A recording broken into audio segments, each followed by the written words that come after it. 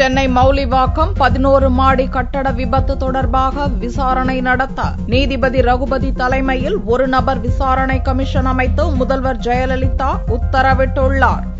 தமிழக முதல்வர் ஜெயலலிதா வியாழனன்று ஒரு அறிக்கை வெளியிட்டார். காஞ்சிபுரம் மாவட்டம் ஸ்ரீபெரும்புதூர் வட்டம் மௌலிவாக்கத்தில் தனியாரால் கட்டப்பட்டு வந்த 11 மாடி கட்டடம் கடந்த 28ஆம் தேதி இடிந்து விழுந்து மீட்பு பணிகள் நடந்து வருவதை சுட்டிக்காட்டியுள்ள முதல்வர் ஜெயலலிதா இதில் 55 பேர் உயிரிழந்துள்ளதாகவும் 27 பேர் உயிருடன் மீட்கப்பட்டு உயர்தர மருத்துவ சிகிச்சை அளிக்கப்பட்டு வருவதாகவும் தெரிவித்துள்ளார். தமிழக அரசின் நிவாரண உதவிகளை பட்டியலிட்ட முதல்வர் ஜெயலலிதா கடந்த 29ஆம் தேதி சம்பவ இடத்தை நேரில் பார்வையிட்டு சட்டப்படியான நடவடிக்கை எடுக்க உத்தரவிட்டுள்ளதாகவும் கூறியுள்ளார். இவ்விபத்து நடந்ததற்கான காரணம் குறித்தும் இனிமேல் இதுபோன்ற சம்பவங்கள் நடக்காமல் இருப்பதற்கான வழிமுறைகள் குறித்து ஆராயவும் நீதிபதி ரகுபதி தலைமையில் ஒரு நபர் விசாரணை கமிஷன் அமைக்க உத்தரவிட்டுள்ளதாகவும் தெரிவித்துள்ளார். இந்த விசாரணை கமிஷன் 11 மாடி கட்டட விபத்திற்கு காரணமான அனைத்து அம்சங்கள், சூழ்நிலைகள், யாருடைய அலட்சியம், அதற்கு பொறுப்பானவர்களை முடிவு செய்தல் மற்றும் இனி வரும் காலங்களில் இதுபோன்ற நிகழ்வு நடக்காமல் தடுக்கும் நடவடிக்கை,